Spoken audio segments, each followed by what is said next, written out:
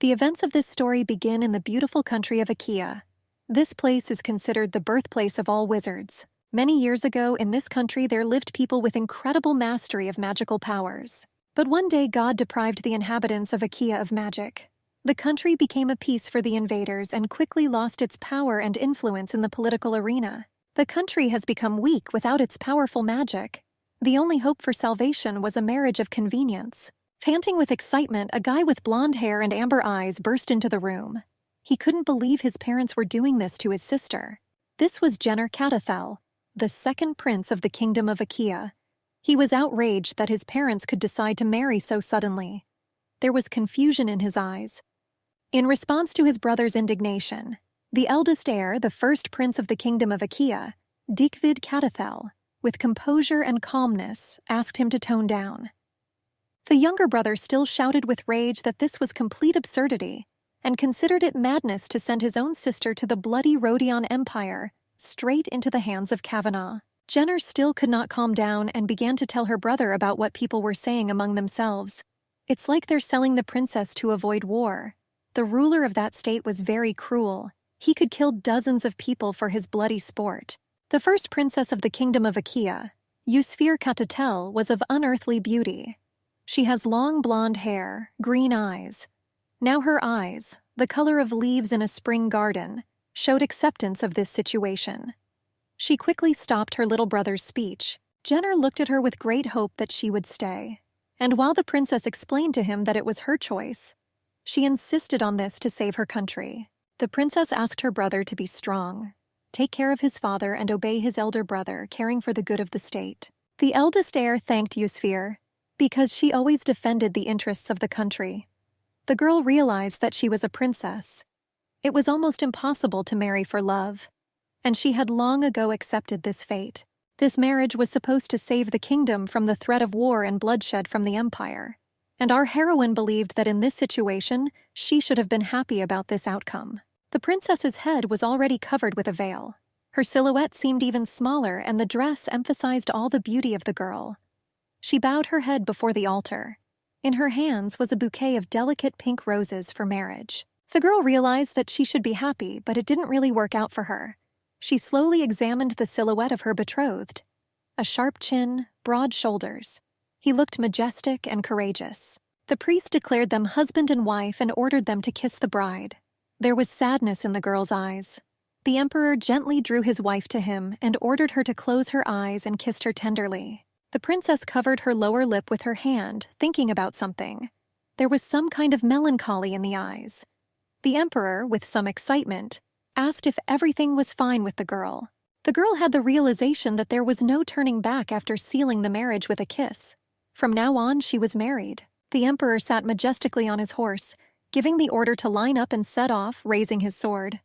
The sun's rays pierced the thick crowns of trees, as if seeing off the girl. The rays of the setting sun played in the princess's hair. She sincerely did not understand why her husband caused a huge commotion. The luxurious carriage with cavalry set off on a long journey until the sun set below the horizon. The horses obediently walked along the path. Eusphir was very nervous. She could not know how good the emperor was, and how he treated his servants, subjects, and residents of the empire. The girl guessed that it was quite difficult for him to abandon his empire for such a long time. Princess Eusphir was very nervous, and for several minutes she thought about the veracity of the rumors because they were terrible. Rumor said that he was a tyrant, a monster, a murderer. According to the girl, the emperor looked majestic as if he was a god, and she seemed to be unearthly, like a small, homely, faded bird in a golden cage. Many years ago, the royal family of Catatel was imbued with the magic of the guardian deity of the Great Silver Forest. In every generation of the royal family, a wizard was born who defended the state. Eusphir, whose magic was weak, did not understand why she was so unlucky. Small particles like autumn leaves circled in the girl's palms. Doubts shrouded the girl's mind, because she had a great role ahead of her. With every second, the girl worked herself up more and more. She was afraid of annoying the emperor and what he would do with her. Among the dense forest, the girl noticed a silhouette in a black cloak. The rays of the sun enveloped the stranger, as if creating the illusion of a light glow. In the hands of the stranger was a clot of magical energy. It was quite big. The girl looked at this creature with great surprise and could not believe her eyes, because members of the royal family could wield magic only once in a generation. The princess looked at the surge of magic in numbness. Thoughts were confused in my head, and fragments of trees and dirt and a luminous arrow flew into the carriage. The forest calm was disturbed and torn apart by a loud sound. The horses began to rush along the forest path in fear. A few seconds later, the emperor realized that the carriage had just been attacked from the depths of the forest. The arrow hit the empress. The girl was clutching her bleeding wounds. There was fear in her eyes, and her wedding dress was rapidly becoming covered with scarlet liquid. A picture of memories flashed before the girl's eyes. It's as if she's still in the castle and the reflections of the room's cozy fireplace are playing on the walls. That day, she sat and talked with her older brother, because she did not want to marry for convenience and leave her kingdom. And at that moment, her eyes filled with fear, and tears flowed down her snow-white cheeks. She sincerely wanted to find another way out. There was hopelessness on his face. It was painful for the prince to see the girl's tears, but unfortunately he saw no other way out of this situation. The future of the country depended only on her, because the kingdom had no powerful army, no money, no territories, nothing except a powerful wizard once a generation. And there was no guardian who could protect their kingdom. There could be no other way out. There was sadness in the girl's beautiful green eyes. They slowly filled with tears. The empress lay on the floor of the carriage, blood flowing from her deep wounds, staining her snow-white dress with scarlet spots. The girl's strength was leaving her. Hot tears were about to flow from her glassy eyes. Yusufir began to blame herself for everything. The exhausted empress fell into the abyss from loss of blood. Yusufir heard her name and hardly opened her eyes. She woke up on a forest road. She was thrown into a cold sweat. The empress did not understand how this could happen, because she had just been hit by an arrow. Turning around, she saw Kvanak, who was holding her lifeless body in his arms and begging her to wake up. The emperor held Yusufir's lifeless body. The servants, trembling, wanted to say that she was already dead, but they were afraid because they knew that the master would be very angry. The emperor held the girl's body tightly and said that he shouldn't have trusted the government of the server kingdom of Archaea for a moment. His face was distorted with rage, and his eyes showed hatred and anger. He realized that he should not have believed in this happy marriage, and he declared this marriage dissolved. Then he decided to declare war on Archaea, shedding a sea of blood. The spirit of Yusufir could not believe that her sacrifice was in vain, and blood would be shed on her native land. The girl's spirit really wanted there to be no war. She wanted to tell him not to do this, but she was nothing more than the wind. The emperor ordered an immediate return to the empire.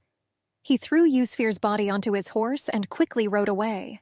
The girl's soul felt terrible pain, as if her body was being torn into small pieces, but she could not overcome the moral pain that war would soon begin. The man approached the abandoned carriage and sarcastically pitied Yusufir, whose blood had not had time to dry and touch the pool of blood. The girl could not believe her eyes, because her brother was standing near the place of her death. The hope still did not fade in the girl's eyes that he had come to save her. But after the words of the hooded man that the plan had finally been completed, the whole world collapsed for her. The prince's hands were covered in sticky scarlet liquid, and a grin shone on his face. He was damn glad to finally get rid of her. He clearly did not expect Quana to take her body. The archer assured that he had hit the heart. The girl's soul was in complete bewilderment at what she heard. Prince Dikvid recalled that he gave the go-ahead to kill Yusufir because he was promised the power that would help overthrow Emperor Radion. The unknown man said with a grin that their agreement was valid, and soon the entire continent will be at Dikvid's fingertips. The archer was disappointed that the emperor took the princess's body. After all, she had magic, and her body could be useful. The prince did not regret the murder he committed one bit, while the girl could not understand why everything turned out this way. Some time after the events described, as that archer said, a bloody war began. Yusufir's soul could not leave the place where she was killed on that damned day. Blood daily flooded the lands of Archaeus. Mountains of corpses filled forests, fields, and cities. It was like hell on earth. The girl's soul could not find peace and watched this nightmare. She did not understand why the gods punished her. Her elder brother, under the pretext that the ruler of the empire, Radion, had killed Yusufir, united with the northern kingdom. Quite quickly, Archaea began to lose ground. Kavana courageously won over and over again, shedding seas of blood. Because of the war, Yusfir lost her meaning of existence. Every day she saw people die before her eyes, day after day. She blamed herself for not fulfilling her role and not being able to die properly. It was already the 3rd year of the bloody war. And finally, Dikvid appeared before the emperor and his army. Dikvid was forced to his knees, but he began to snap and blame Kvanok for everything. That he deprived him of everything that was dear. The emperor waved his sword and promised after his death to find the pathetic little soul of the prince and kill him again. Yusfir's soul watched as the sword tore his brother's head off his shoulders. Thick blood flooded the forest clearing, illuminated by moonlight. The emperor stood in the middle of a clearing, which was flooded with moonlight. On his face was the dried blood of his enemies. He stood with a bloody sword at the mountain of corpses and ordered Akia to be burned to the ground. The girl's soul was in complete despair. After all, the last person who was so close to her during her life was killed. She did not understand why her brother did this and killed her, the king, and Jenner. With tears in her eyes, she began to pray to the spirit of the Silver Forest to help her. She was ready to give her soul for the salvation of Akia. Her prayer was heard, and a clot of magic thickened, giving her a chance to change everything. Yusuf woke up in bed after a long sleep. Her father and younger brother were sitting next to her. They didn't understand why the girl was delusional. Surprise and joy were visible in the girl's eyes. Jenner hugged her tightly. She sat next to her younger brother on her soft bed. For a few seconds, the terrible picture of how they died during the war was revived before her eyes. The father stood and talked with the doctor, not fully understanding whether everything was okay with his daughter. While the girl was glad that everyone was alive, he stated that everything was fine. And if she is a true keeper, hair and eye color can change naturally. But his data is outdated, because more than 100 years have passed since the last awakening. Yusfir remembered that her magic awakened when she was 10 years old, which meant that she returned to the past. She still couldn't believe it. It seemed to her that she had gone crazy, or was simply hallucinating. The little brother whispered that she should not be sick and should always be with him. The girl hugged Jenner tightly and cried with happiness, realizing that the Lord of the Silver Forest had heard her prayers. Yusfir mentally promised to take advantage of the chance given by the goddess to fix everything, realizing that this time she simply had to protect herself, her native land and family. There was sincere happiness in the girl's eyes. Yusfir set herself the goal of becoming the most powerful guardian in history over these 10 years. The goddess Silver Forest was the younger sister of the goddess of peace, Fahar. According to legend, she was buried at the very edge of the world, where she was reborn in the form of a majestic silver forest. They said that it was near this forest that Archaea was founded. The goddess endowed her chosen ones with the title of guardian and recognition of the inhabitants. One day the magic suddenly disappeared, and along with the magic, the protection of the Lady of the Silver Forest. Archaea, having lost her blessing, was on the right path to the death of thousands of people. It was a miracle for everyone when magic awakened in Yusfir. Everyone has been waiting for this for many years. They rejoiced and praised the princess. The princess's magic was that she could talk with plants, but this magic seemed useless to people. The girl's hope was that her magic had not fully awakened. She stood next to a huge perennial oak tree, which said that her power had awakened. But he didn't even know what to tell the girl next. The plants turned out to be very kind, but this still could not calm the girl down because she was accused of having a weak style. The girl in her past life could only watch the fall of the kingdom, but now she felt that she could change everything. Yusfir was sure that if Mrs. Silver Forest sent her to the past and fulfilled another girl's wish, then everything should be different. She felt that she had been given special power. The girl sat over a flower pot and learned to use her magic again. She was amazed at how the magic made the plant grow quickly. Her eyes burned with delight and hope. The girls were unpleasantly surprised that the mistress did not fully understand her request. It was a little better than in the previous life. She was very disappointed. After all, even with such strength, she will not be able to resist Kvanna and his army. And this horror could happen again. Jakvid entered Yusfir's sunlit room. He said he was glad to hear that her powers had finally awakened. Remembering the insult and betrayal from her past life, she gave her brother a good slap in the face. The guy was very taken aback by his sister's actions. The girl apologized and explained that she was not feeling very well yet. She tried to make excuses that magic somehow affected her body, in the hope that Dakvid would believe it. The guy smiled and said that of course he understood everything, and realized how difficult it was for her now. He took her hands and wished her a quick recovery. After she found out Dakvid's real motives, now every word he said seemed insincere. He told the bad news that the people could not believe that the Silver Forest blessed their people, although the girl became a guardian. Dakvid thought it was terrible that the people did not believe that their princess had magic. The girl felt somehow uneasy. The brother said that he did not doubt her, but the people could understand. Even if the magic had awakened, this did not mean that the girl would be able to fully use it. The guy took her hand and said that she shouldn't place more hope on her. His smile looked somehow fake. He told his sister that people very much doubt that the princess actually has magic. For Yusfir, it was very strange. Because the events, actions, words of people, everything was the same as in a previous life. Memories from the last time came flooding back to the girl. How she happily rushed to tell her brother about her abilities. How she says that she just chatted with flowers in the royal garden, and they conveyed their memories to her. But the eldest heir only coldly devalued her abilities. Dakvid said that it was difficult to even call this an ability, and that she should think what people would say when they found out that she was only capable of this. At that moment, the princess's green eyes filled with tears. Dakvid reassured her, saying that he would always protect her, and ordered her not to tell anyone about her ability. People were discussing that she was not a guardian, and did not even know how to use her magic. They condemned her. Then it seemed to Yusfir that this was not a blessing, but a curse, and the eldest heir argued that she should not use magic. Her vision was interrupted when the memories reached the most painful part, how her brother treacherously killed her. The girl covered her face with her hands in the hope of driving away these monstrous memories from her head. The brother, with concern in his voice, asked what happened to her. She wanted to say something but didn't have time.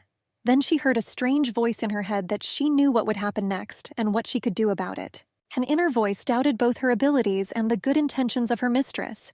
It was as if the mistress gave her the opportunity to go through all that hell again. The girl waved her hand sharply, trying to push away her doubts and at least try to save her kingdom this time. Dakvid looked at his sister, not understanding what was happening to her. Drops of cold sweat appeared on the girl's forehead, and her heart jumped out of her chest. The guy couldn't understand what was happening to his sister and again asked if she was okay. The girl, despite the internal pain and rapid breathing, answered that everything was fine with her. She wanted to meet with Lady Silverwood and talk, even if she had no intention of saving Yusfir, to understand what exactly the mistress needs from her. The Silver Forest was located at the very edge of the world. A carriage carrying a princess and 2 courtiers arrived in a snowy wasteland.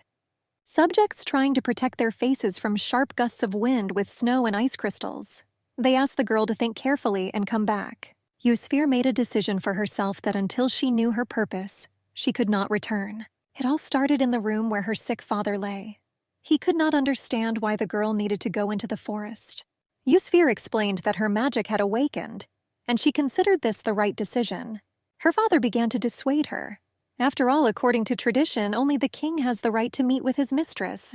And then the chance to see the goddess comes only once in a lifetime. In most cases, the Silver Forest is very friendly to people, but she also has moments when she is like a snowstorm or an avalanche. One day, the king wasted his chance just to make a wish and resurrect the queen. But the lady then refused to help, because this was against the laws of her older sister Fahar.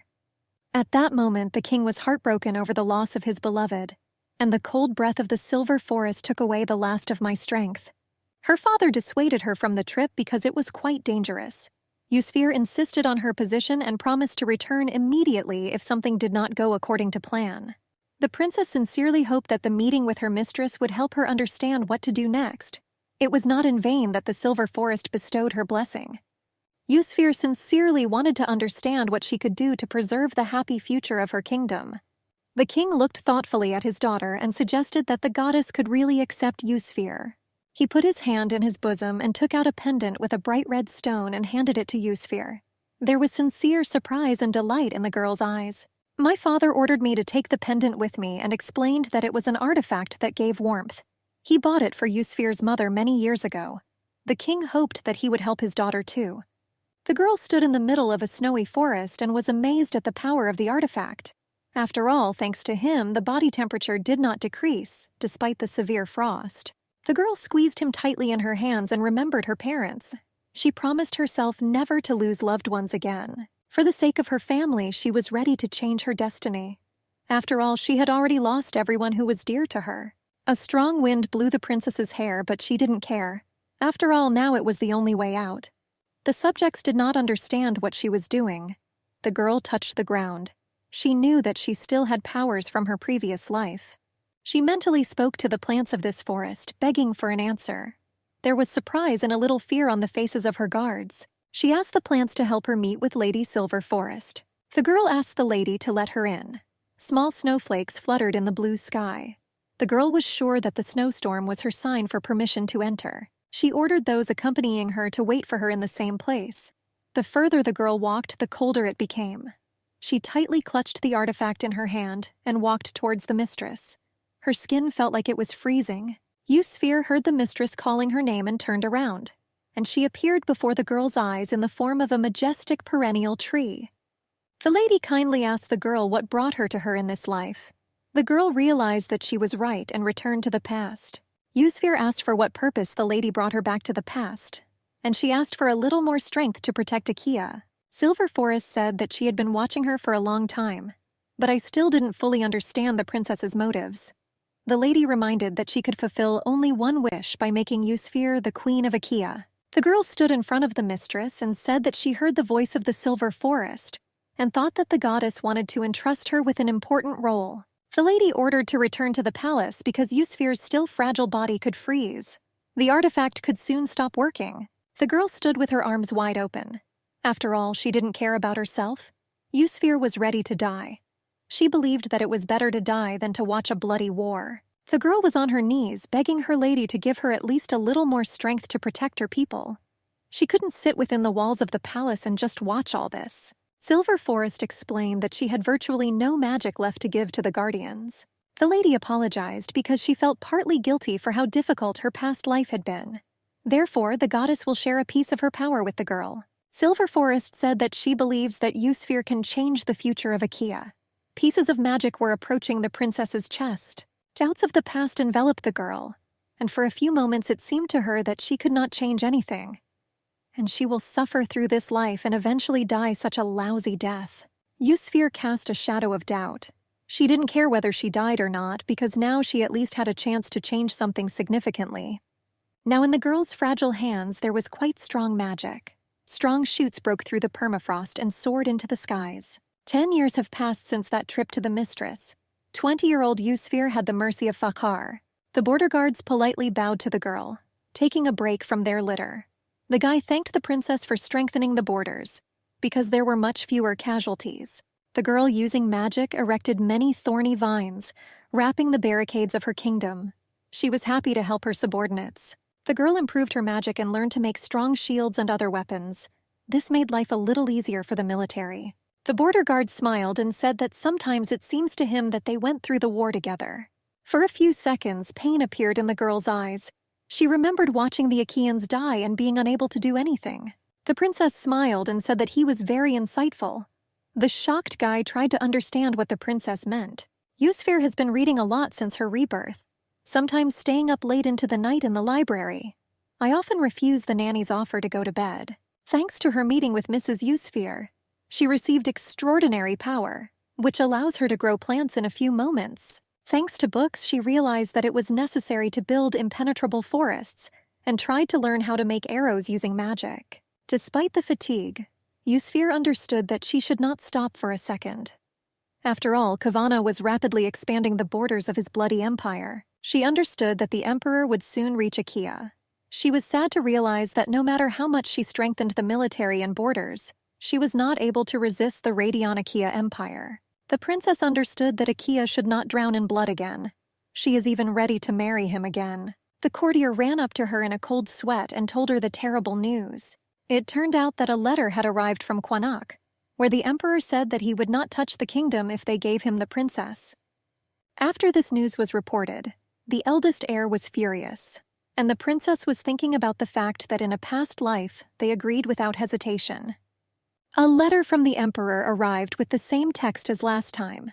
The girl was surprised at what emotions her brother had then and now. The girl thought that Kavana might not have been like that in the first place, that perhaps he went through pain and uniqueness and became cold-blooded. Although this did not play any role now, looking up from her thoughts, the girl heard the noble speeches pouring from her brother's lips. Jakvid with a smile tried to explain everything to Yusfir, that he did not want to give the guardian into the hands of this bloodthirsty man. The princess said that she herself would like to marry Kwana, although there was a shadow of doubt in her eyes. A week has passed since the letter arrived. At this time, preparations for the wedding were in full swing. Everyone congratulated the girl on her upcoming wedding. Yusfir was sitting at the table and drinking tea. The calm was interrupted by Dakvid's footsteps. She coldly asked what brought him. The prince invited his sister to have a final heart-to-heart talk with him. Yusfir did not believe this hypocrisy and asked to speak closer to the point. The prince put a pendant with a sea-green stone.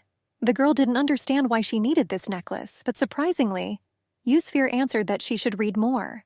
Before the princess lay a communication artifact that would allow her to communicate with him at any time, in any corner of the world. She timidly took it in her hands. Dakvid asked to keep this artifact with her while she was in the Empire, and until she finds out all the weaknesses of Kvanag. In the girl's eyes, one could read misunderstanding and fear for the future of her kingdom. With burning eyes, Dakvid said that this was just a cover and the Radion Empire would soon collapse. Horror was visible in the princess's eyes, because if Kavana finds out about this, then war will begin. Dakvid said without the slightest regret that he had been preparing for war for a long time. Her brother told her the plan for unification and the war itself. He was damn sure that he could easily defeat Kvanag. Yusfir quickly realized that he had a strong wizard on his side, who helped him get this artifact. The girl could not believe that he was again, without a doubt, ready to start a war. Dakvid was outraged that she did not respond to his proposals. The princess came to the realization that if she dared to reject her brother's offer, she would again see those traces of blood. A feeling of hopelessness washed over the princess. It seemed to her that she could not change anything.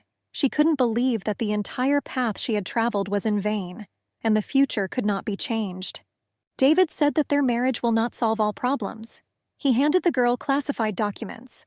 With a malicious smile, he informed the girl that the guardians cannot have children. Becoming a guardian meant that she had to dedicate herself entirely to the Lady of the Silver Forest. Yusfir learned that she would not be able to use magic outside of Akia. The girl couldn't believe that it was all true. The prince said that she had lost the opportunity to be a mother since her mistress chose her. Jakvid said that he found it in the back of the secret library.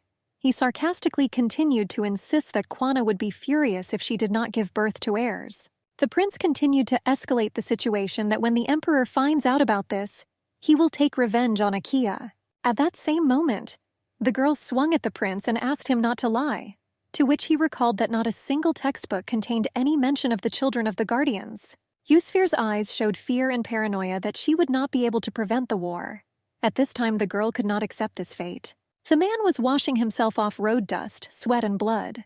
His escort suggested that as soon as they crossed the border, they might be attacked. And he talked about thieves, mercenaries, murderers, saboteurs. The water slowly flowed down the emperor's sculptured body. Many scars were visible on his chest, and the sun played with the drops of water. Kwana straightened his luxurious hair, the color of a raven feather.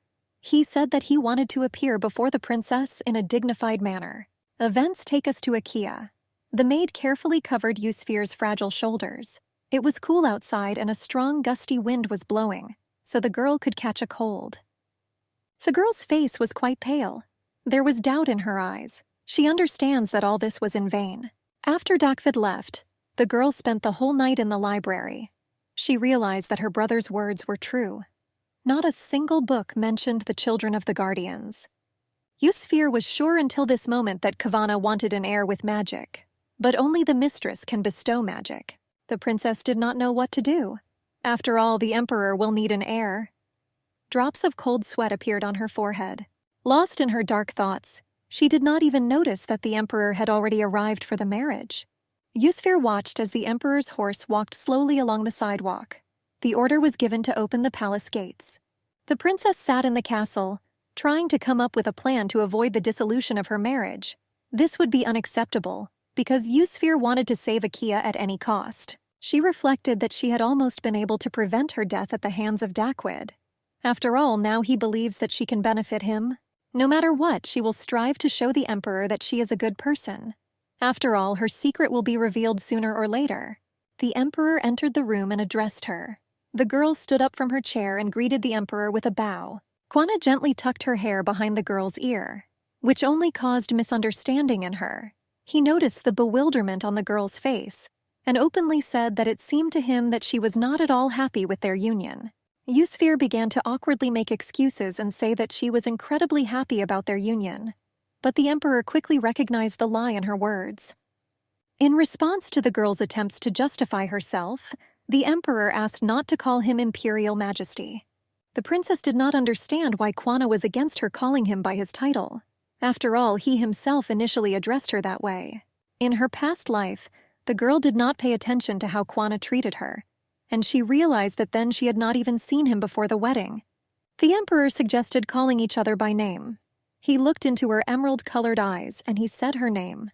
After this, the girl became very pleased that he began to address her by name. The Emperor interrupted her thoughts. He was surprised that the girl did not know his name. Yusfir awkwardly began to babble and apologize, after which she sincerely apologized and tenderly said his name, looking into his amethyst eyes. The girl stood at the mirror looking at her wedding dress. Cecilia cried at how beautiful the princess was in this attire. The maid was touched by Yusfir's nobility. For the princess, the dress seemed quite unusual. It seemed to the girl that being in the Radiant Empire, she would take risks every day. But she couldn't step back. It seemed to the princess that this marriage was only so that she would give birth to Kwanaha heirs with the ability to magic. Walking under the altar, the girl thought about how to hide her infertility. After all, she will not be able to give the Emperor an heir, even though she and Kwana didn't look like a couple. The princess also understood that this marriage was only a way to achieve peace. Only in this life did the girl notice that the Emperor was divinely handsome. An awkward kiss sealed their union. The newly made wife asked the man to wait. The girl's cheeks turned red. She tried to overcome her worries, convincing herself that everything would be okay. It was strange that even the banquet was cancelled. It seemed to Yusfir that they were leaving even earlier than in their previous life. The girl decided to try to use the communication artifact. The brother praised Yusuf for the right decision. The Emperor noticed that the girl's face was rather pale and thoughtful.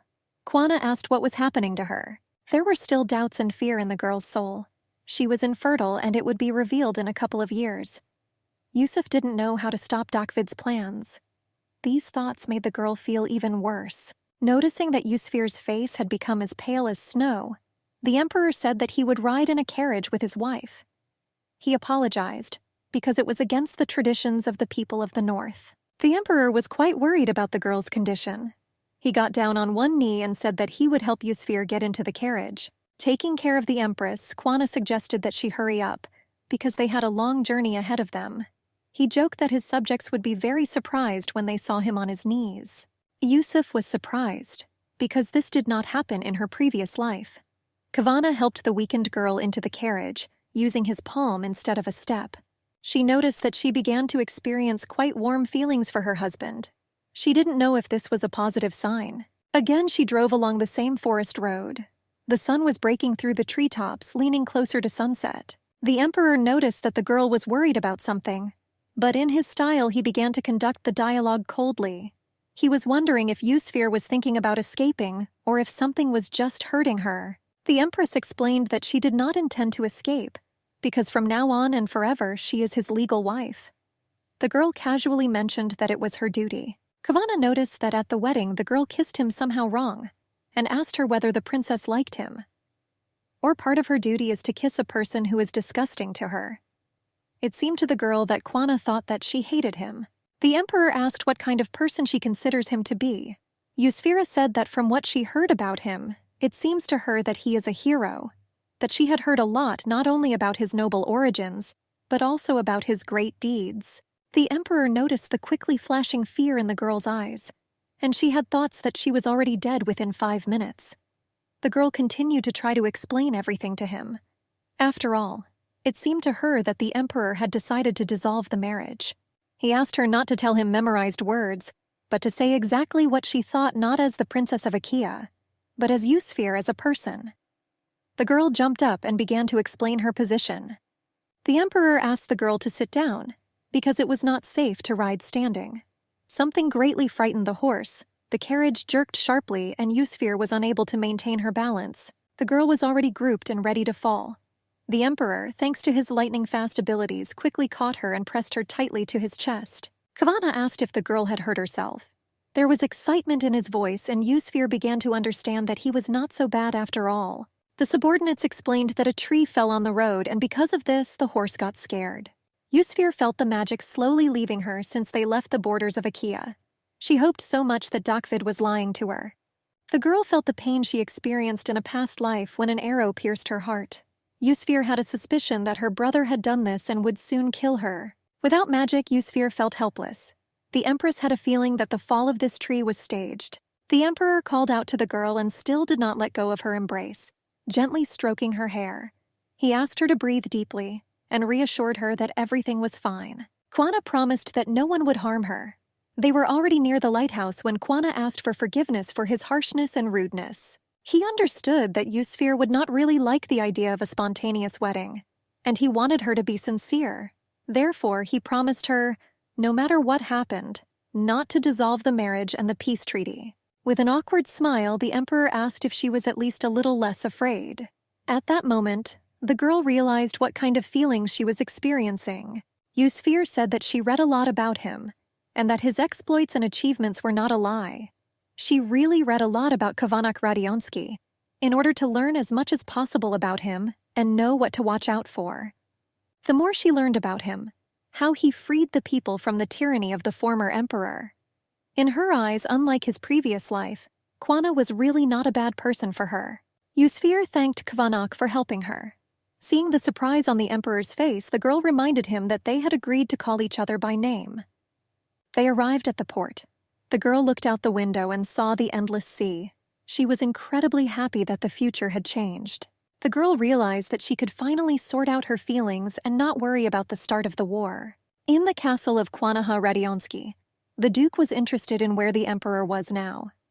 For the past month, Kwana has been serenading Yusfir with his future wife. The Duke was amazed at how quickly Kavana left Achaea after the wedding. The servant reported that the emperor had just passed through the forest and it was time to meet the new empress. When Yusfir got out of the carriage, she was amazed at how huge the ships were. Kavana explained to her that it was impossible to reach the empire on an ordinary ship. Kavana asked the chosen one to be careful because it was already dark, to which the girl replied that she could see everything perfectly. Her heel hit a small pothole in the road and she began to fall. The emperor, thanks to his lightning-fast reflexes, again helped the girl stay on her feet. The emperor was very worried about Yusfir's condition because she could have a broken bone. He took her hand and said that now they will go like this. The girl was surprised that her husband considered her so fragile. People close to the emperor were already waiting for the emperor to introduce his future wife. Austin immediately greeted His Majesty. After a stern look, Austin apologized for not introducing himself right away. It was Baron Austin Bielnar. Austin was born into a poor family. He was able to get out of poverty thanks to his skills and instincts. Austin did not pay attention to status and could see the true essence of a person. Kavanaugh noticed him when he was an ordinary military man. He was the emperor's strategist and advisor during the revolution, and now he was one of the most influential people in the country. When Yusfir was looking for information about Kavanak, the name of this baron was mentioned everywhere. The baron asked Yusfir if he could help her with anything, to which the girl refused his help. Kavana introduced the baron as a person from his inner circle. Kwana advised his wife to maintain good relations with the Duke.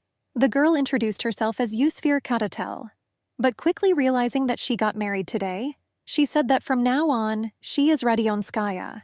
The Duke reminded them that it was time for them to go to the ship. The emperor ordered Yusfir to hold on to him, although the girl, because of her modesty, assured that she could handle it herself. The servants were surprised that they addressed each other by name, while the empress became shy, lowering her eyes to the floor.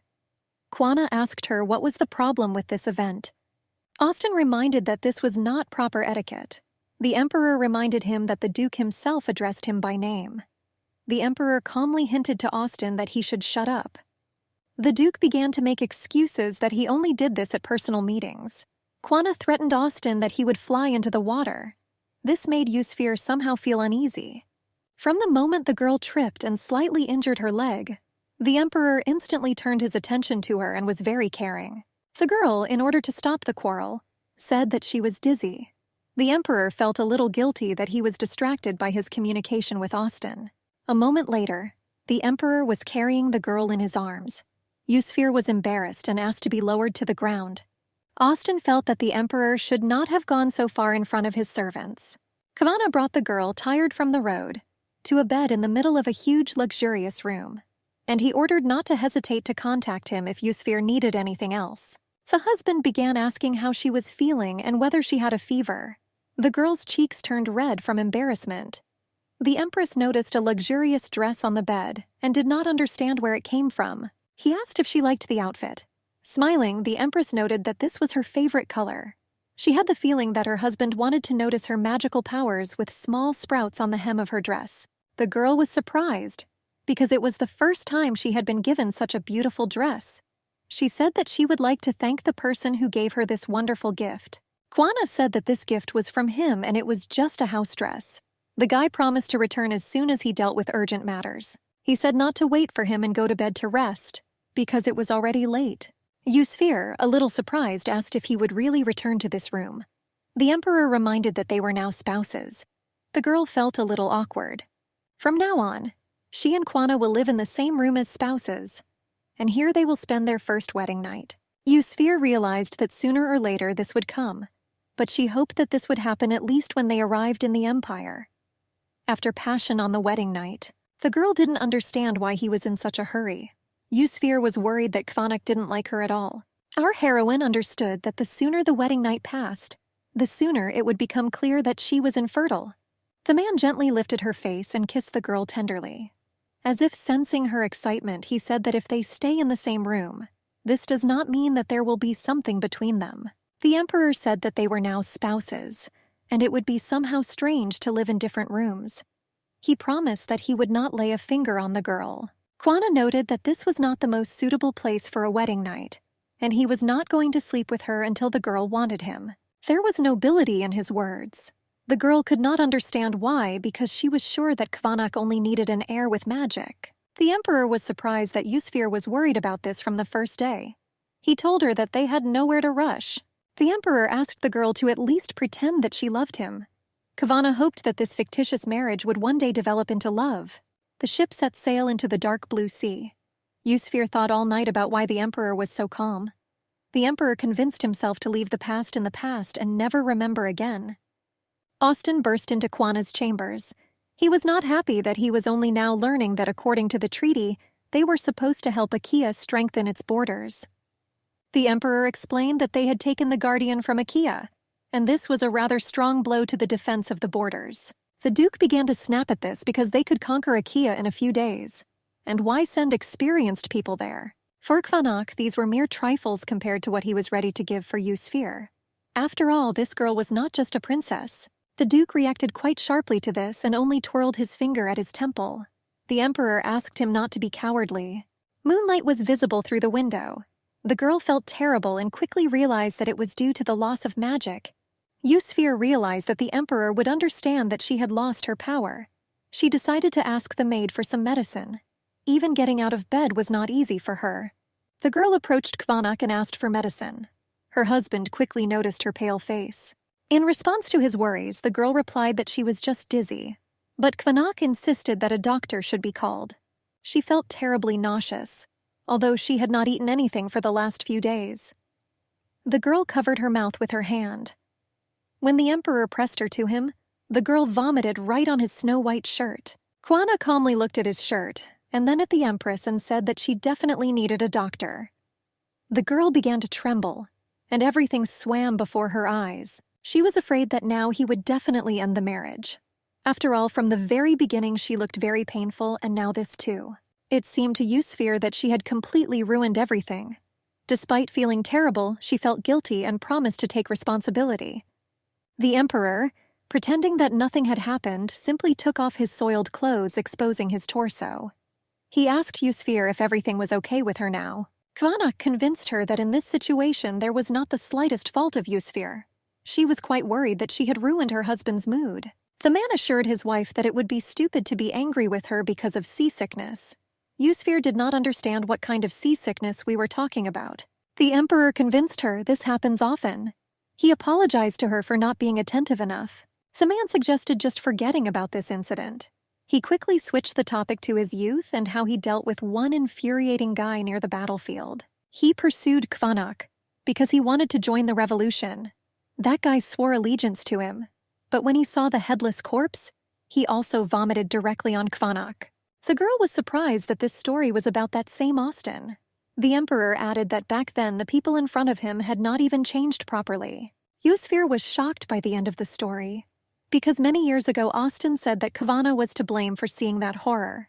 After the guy finished the story, a smile appeared on the girl's face, which soon turned into laughter.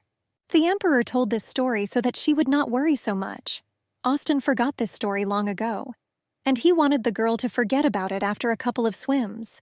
The empress was very surprised that seeing a mutilated corpse at an early age and seasickness for Kvanak were the same little things. How cruel was his fate if such a cruel sight was something insignificant for him?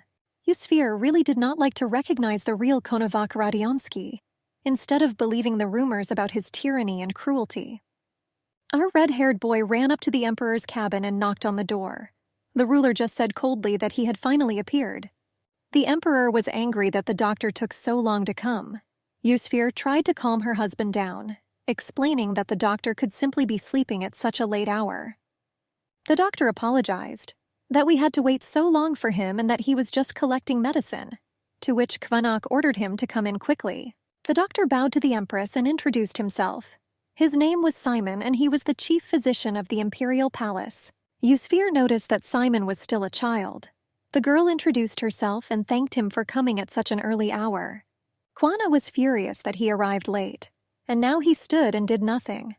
The doctor began to examine the girl. Simon began to tremble with excitement. Yusfir asked how old Simon was. It turned out that the boy would soon turn 18.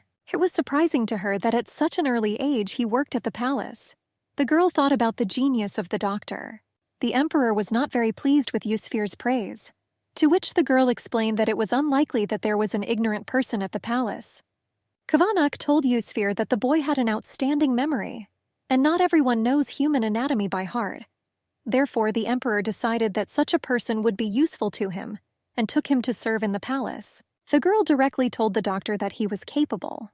After this comment, Simon became shy and replied that he was not that good yet, but he would improve. The emperor noticed that Simon was not a very talkative person, but apparently he liked the empress. The girl was glad, because as an empress she should be close to the people. Kwana was a little annoyed that he and Simon were holding hands. Yusfir realized that this was wrong. After all, now she and the emperor were bound by marriage. She timidly apologized, lowering her eyes to the floor. The emperor was not happy. He said that he emphasized this situation not so that she would apologize. Yusfir explained that her younger brother was the same age and simply felt sorry for the doctor. The empress said that when he hugged her in the carriage, she realized that the warmth of another person helped her calm down. Yusfir said that she would be more careful in future. The emperor felt irritated by such pitiful excuses. Kavana gave the girls small pieces of something. He explained that this is medicine and it should be bitter. But instead of a bitter taste, she tasted raspberries, and she was very pleased that Kavana knew her preference. The man smiled and said that there were still a lot of dried raspberries, and Yusfir can take it as much as she wants. Kwana noticed to himself how little she ate, like a little rabbit.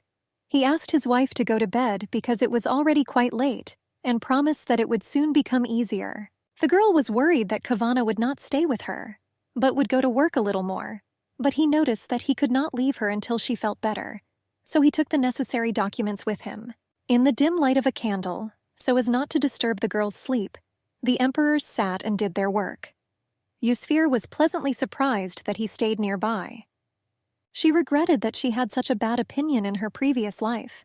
After all, even when she does not behave according to etiquette, her husband is not angry with her, but on the contrary, he is worried. It seemed that he sincerely wanted their relationship to become real and sincere love to arise. But now it was too early to think about her feelings until she was sure that she had prevented war. She had a dream where Dakvid reminded her of his grandiose plans. The girl was still thinking that as soon as they found out about her infertility, she would be thrown out and a bloody war would begin again.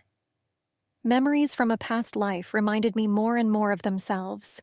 Yusfir realized that she had lost her vigilance and was afraid that he would find out about her weakness. She watched the Emperor's work, dipping a pen into the inkwell from time to time. The bright rays of the sun woke up our heroine. When she got up, she noticed that the Emperor was not there. The maid asked how the mistress was feeling. With a smile, the girl thanked her for her concern and said that the rest had done her good.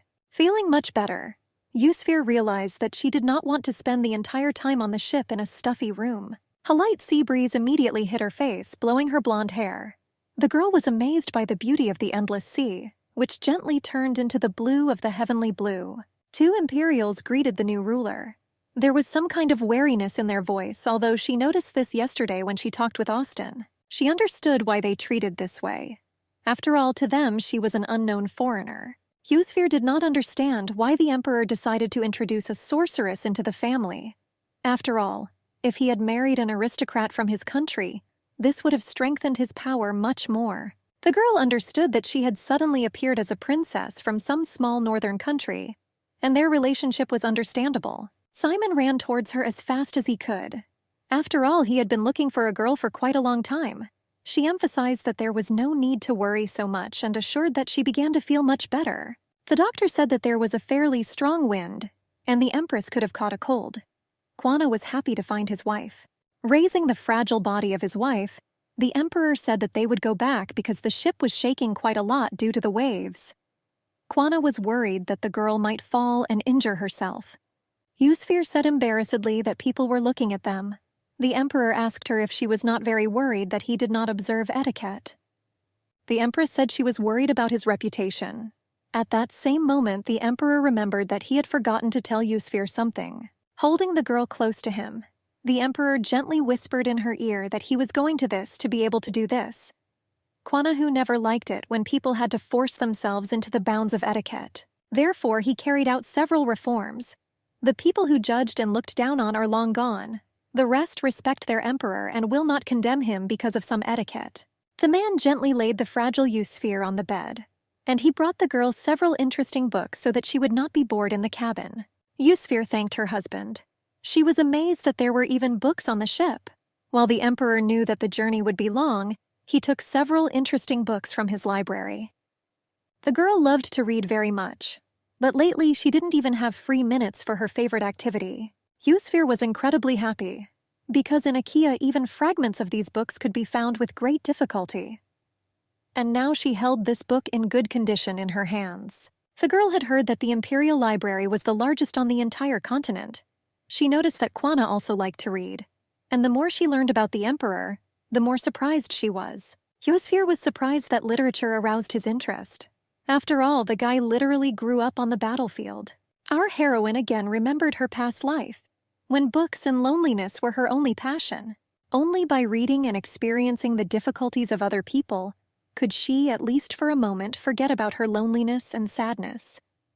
The Empress had the amazing feeling of sharing her favorite pastime with someone else. After reading a little, the girl fell asleep with the book in her hands. Her sleep was interrupted by Kwana, delighting the girl with the news that they had already arrived in the Empire. The Empress was surprised by the beauty of the port. The man told Yusfir that he would soon give a welcoming speech. He asked the girl to just stay next to him so that his people could see her. Kwana said he wanted to throw a grand wedding where he would like to present his bride. The Emperor understood that the wedding in Achaea was just a formality, and Yusuf suggested that the people get to know her after the wedding. The chief maid immediately came out to the Empress and introduced herself. Marianne promised to do everything in her power. The maid showed Yusuf the palace. The palace was simply gorgeous, and the girl was surprised at how quickly the Rodion Empire was developing. She remembered that in a past life, the Rodion Empire won the war without much difficulty. She was very surprised by the fact that it was easier for people to recognize the emperor as a barbarian than to recognize his merits as a ruler. The Empress's gaze fell on a building that she had never read about in books. The maid asked the girl if she would like to visit that building. Yusfir was very surprised. because this building looked exactly the same as the palace in which she lived in IKEA. But today she refused to go there, believing that she had had enough for today. The servant said that she would take the girl to the main palace. She also said that the second floor was intended for future heirs, which made the Empress's heart sank. Yusfir was shocked by the luxury of her room. Mariana, knowing that the girl was tired after a long journey, took a hot bath. The maid said that she would be away to pay special attention to the preparation of the chambers. Tonight will be our first night together in the palace. The emperor was pleasantly surprised that he was gone for a short time, and the atmosphere in the room had changed quite a lot. Yusfir noted that this was all the merit of the maids. Kavana guessed that since this would be their first night in the castle, that's why his wife dressed like that. The empress, a little embarrassed, asked if this dress suited her. The man smiled and said that it suits her very well, but he promised that he would not lay a finger on her without her consent. Without finishing, Kvanak suggested that they go to bed. After all, they were quite tired today. A little embarrassed and afraid of seeming stupid, the girl asked what could happen between a man and a woman. After all, this was something new for her. Yusfir was confident that the emperor lacked this experience. He smiled and asked if she really liked more experienced men. Kavana explained that experience is not taken out of thin air, and if the empress wants, they can agree. The emperor, seeing his wife's great embarrassment, suggested that they just hold hands first. He offered to go to bed together if she was willing to go a little further. From embarrassment, the girl's cheeks were covered with a crimson blush, and the question flashed through her thoughts as to what she should do in this situation. The girl, under the pretext of an uncomfortable dress, went into the next room. But I didn't take into account that the buttons are on the back. The empress asked the maids to come and help her unbutton. The emperor offered to help his wife and began to gradually unfasten the buttons of her uncomfortable dress. Yusfir was amazed at how sweet and caring the emperor turned out to be and thanked him. I couldn't help but want the blush to leave her face. The girl still felt awkward. After all, maids usually helped her. The emperor asked her if she had changed her mind about practicing and holding hands. Yusfir asked him if the emperor was feeling uneasy. Events developed quite quickly because on the ship they slept in different rooms. The man sighed and told her that she was wrong. After all, when she slept in bed, he fell asleep on the chair next to her. To Yusfir's surprise, the emperor explained that he had noticed on the ship that the girls were having nightmares. The girl noticed that the emperor was not at all what she had imagined. Before meeting him in person, the girl was a little afraid, trusting more in rumors about his cruelty. Kavana stopped the girl's speech by gently tucking her hair behind her ear. He admitted that he really liked her, and that he was worried that the feeling was not mutual. Gently running his hand over his wife's cheek, the man said that she was the only one he needed. As she fell asleep, the girl said that she also really liked the emperor. In our heroine's head, there were still thoughts that the emperor only needed a guardian bearing her name, and should not forget this. The girl woke up in a sunlit room. She noticed a bouquet of red roses standing on the nightstand near the bed. A maid approached the empress and asked how the first night in the imperial palace went. The girl thanked Mariana for the fragrant herbs, which helped her fall asleep fairly quickly and feel cheerful in the morning. Yusfir and herself noticed that the head maid was polite and courteous, but the girl could not shake the feeling that Marianne was afraid of her. The empress became a little sad from this attitude. She understood that becoming depressed would be a waste of time. After all, she still had a lot of work to do. Yusfir asked me to make her some simple breakfast. She said that she really wanted to go somewhere. With some disbelief, Mariana asked where the empress intended to go. With a smile on her face, the girl said that she really wanted to go to the imperial library. When the girl entered the library, her eyes widened. This was the first time she had seen such a number of different and rare books. The library was simply huge, and the number of books was almost 4 floors. In the middle of the library stood a huge frame in the form of a snow-white tree. Yusfir was delighted, because there were even poems and legends that she had never seen in IKEA, and they were passed on only by word of mouth. But now the girl understood that she had to learn more about magic. She asked the librarian where this section was. The librarian said that this was a secret section, but the girl could use it whenever she wanted. The empress's eyes ran around the shelves with hundreds of books. She hoped to find the rarest books in existence, and perhaps they contained the key to the secret of the guardians. A dark green book caught her eye, and the girl took it and sat down at one of the many tables. Yusfir was surprised that she found the book she needed so quickly. The dawn of the Age of Wizards happened many centuries ago, so she did not expect to find any clues in the library. The title of the book most likely referred to the Guardians, because the book was called The Emergence of Magic on the Northern Continent, or The History of the Family. Yusfir carefully read every page of the book, hoping that this book told much more about the Guardians than people knew. More than 300 years ago, horror itself invaded the lands of people.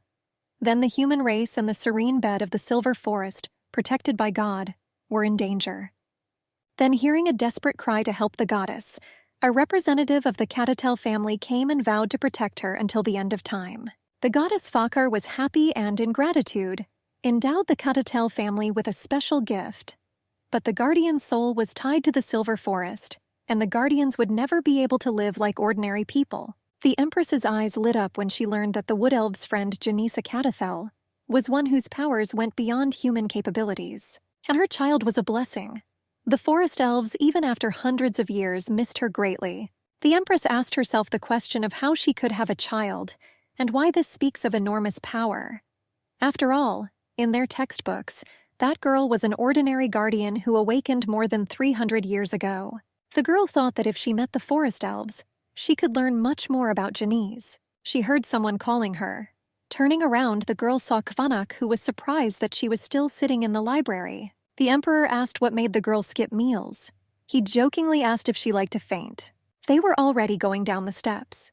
The man reported that the maids were very surprised that their mistress had not returned to her chambers all day. The wife apologized and explained that she was drawn into reading and did not notice how time flew by. The Emperor was confused why Yusfir was looking at him so pitifully.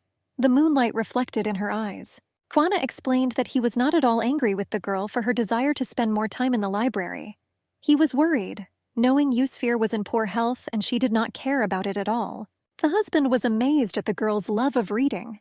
He didn't expect this to happen even once. The man noticed that it is worth paying more attention to Yusfir's health, and he offered to follow him to the greenhouse. The girl was amazed by the beauty of the greenhouse. There were many flowers, a fountain in which the moon and stars were reflected with huge pink lotuses. The man expressed the hope that at least the desire to see the greenhouse could encourage his wife to go outside more often. The girl admired the beauty and variety of flowers. She thought they were simply wonderful. Kavana asked his wife if she liked it here. She answered in the affirmative, and she admitted that she especially liked little flowers like those over there. The Emperor was glad that Yusfir had cheered up. He asked her to come here more often to admire the flowers here. With the most serious look, he asked the girl not to forget to eat regularly, taking care of her health. Kwana assured her that he had ordered flowers to be planted around the new building, in the hope that she would like it there. The girl clarified how long ago that building was built. She remembered that she saw him through the window. She was surprised to assume that the Emperor had built it, and this greenhouse especially for her. Yusfir did not understand why the man continued to care about her so much. It seemed quite strange to her. Here she felt strange vibrations of magic. Kavana saw that something incomprehensible was happening to his wife. He asked her what happened to her. She shrugged it off that everything was fine. She assured that the flowers were so beautiful that she simply could not look away. It seemed to our heroine that after leaving Akia, magic was absolutely inaccessible to her. And I decided to try to talk to this flower. The girl touched the white petal with her index finger. He shouted, "No, why did you come here? For what? Run and don't look back. Run away quickly." Yusfir looked over her shoulder at her husband. She didn't understand what was happening. The man began to worry about the girl, asking what happened to her. Our heroine looked pleadingly at the Emperor. The flower urged her to leave immediately, otherwise she would die here. That conversation took place in the greenhouse a week ago. The man asked the maid if she had thought about his proposal. She replied that her answer would not change, and he still couldn't understand why she was so stubborn. And he convinced that this was all for the sake of them all. The head of the servants began to shout that she had worked so long to get this position, that she worked for this for many years. The interlocutor was sure that working was good, but he was surprised that for her work was more important than the life of her younger sister. The woman asked how he knew about Edith. He replied that it didn't matter, and he was sure that his request was not so difficult, that she would simply need to report to him what their dear Empress was doing and saying. And since she herself works in the palace, there shouldn't be any problems with this. The woman tried to object to him in response. But he was sure that since she had already come to the meeting with him, it meant that she was initially interested in his proposal. Marianne, and it was she, clenched her fists from the emotions overwhelming her. The man was sure that they could become closer to her, and asked her consent. The time was approaching sunset. The golden farewell light of the setting luminary spread over the city and the water surface. The woman walked slowly through the streets and returned home. Along the way, she reflected on the current situation and the possibilities that would open up to her if she agreed to the deal. After some time, she opened the door. One of the many and no different from each other in this house. A young girl was lying on the bed. Marianne informed her of her return. She asked for forgiveness for coming home later, making excuses that recently there has been more work in the palace. The woman tiredly sat down on a stool near her sister's bed. Marianne was taking a bottle out of the inner pocket of her jacket. She told Sister Edith that she first needed to take some medicine. The girl felt bad and did not argue. Marianne looked at her sick younger sister lying there. She knew that she suffered from silidiosis, and she was very worried that her only relative was suffering every day due to an incurable disease. Then in the greenhouse, the man assured that he was well informed, and that according to rumors, this disease began to quickly spread throughout the empire, and that if the sick person cannot regularly take magical medicines, then at any moment he could become numb and die. In their world, it was difficult to find an intelligent wizard, and drug prices were rising rapidly. Unfortunately, not all of those drugs helped against diseases, and some were even dangerous or poisonous. Of course, all this was depressing. The man convinced Mariana that if she cooperated with them, she would receive a lot of money. He convinced her that common people could not even dream of such a thing. The woman clarified who it was with us. I asked who was behind him. He assured that he could tell only if she accepted his offer. He advised her to think carefully about it. And now Marianne sat by the bed of her sick sister and wondered what she should do now. He cursed to himself. A guy in a business suit with green hair was holding out a stack of papers. He told His Majesty that this was an estimate of the taxes collected in the western region for that quarter, what he asked him to provide. He added that there were also drafts of possible reforms to the tax system, and asked to get acquainted with them. Kavana briefly thanked him. He was sure that at this rate they would have time to prepare a plan in time for the next meeting of Parliament. The guy announced this time the meeting would be even more intense. He believed that conservative aristocrats would do anything to prevent their tax reform. The emperor was sure that if this happened, then next time he would fail the bureaucratic exam which he himself insisted on. The guy was sure that they still adhered to the old beliefs, and they believed that the aristocracy should rule the people. Kavana, gritting his teeth, said that it was they who overlooked and allowed the battle slave to ascend to the throne. The guy reminded that it was not permission, but submission. He was sure that they could be betrayed at any moment, due to the fact that the aristocrats had to submit then.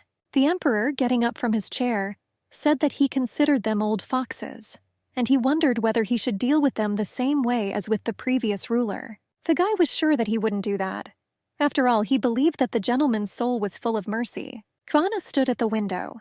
Speaking about mercy, he assured that this is not entirely true, that he simply did not want to shed blood again. He suddenly remembered how Yusfir said that she liked him too, and now he was wondering what if she found out about his past.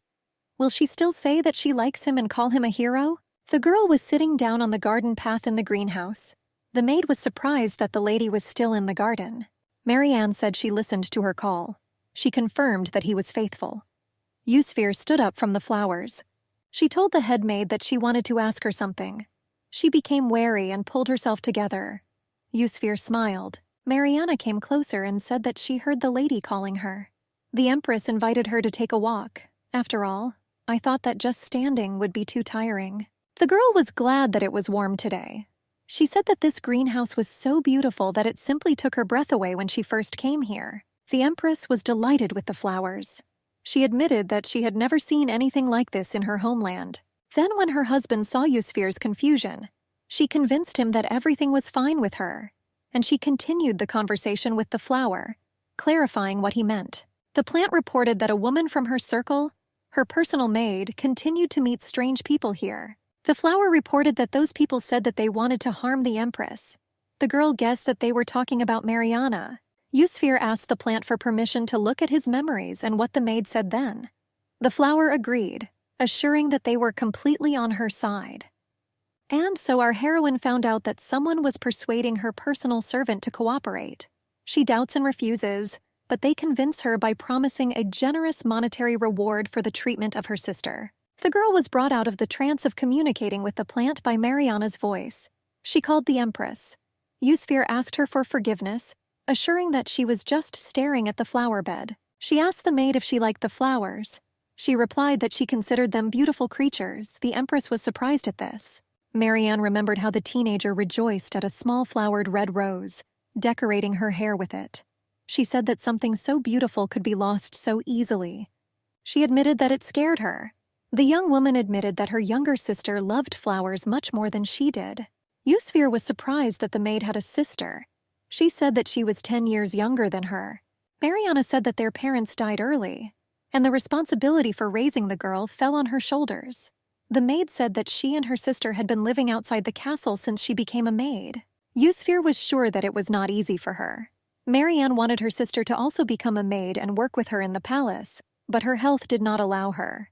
The Empress asked what was wrong with the girl. The woman reported that her sister had been suffering from solidiosis for a long time, and she is trying in every way to get her medicine. She asked the Empress for forgiveness for information that was unimportant to her. Yusfir denied it. She looked the maid in the eye and assured her that she had called her because she wanted to talk to her about it first. After all, they saw her every day. But Yusfir knew nothing at all about her personal maid. She assured her that in the future she would become a very close person to her. Therefore, I would like to try to get to know her better, even if I was a little late in doing so. The girl understood that Marianne treated her so distantly, only because in her eyes she was a strange foreigner who suddenly became her mistress. Even though she was cold with the girl, Yusfir should have tried to get closer to her earlier. Then nothing would have happened. Yusfir has already made a vow to change in order to prevent what happened in her past life, but she still couldn't get rid of her habit of distancing herself from people instead of getting to know them. She decided that now everything was supposed to be different. After all, she was no longer locked within the four walls of a queen who was killed by her own brother. Now she was the Empress, and she had a responsibility. Yusfir asked the maid not to worry, and she promised to help find a cure for her. She took the dumbfounded woman's hands.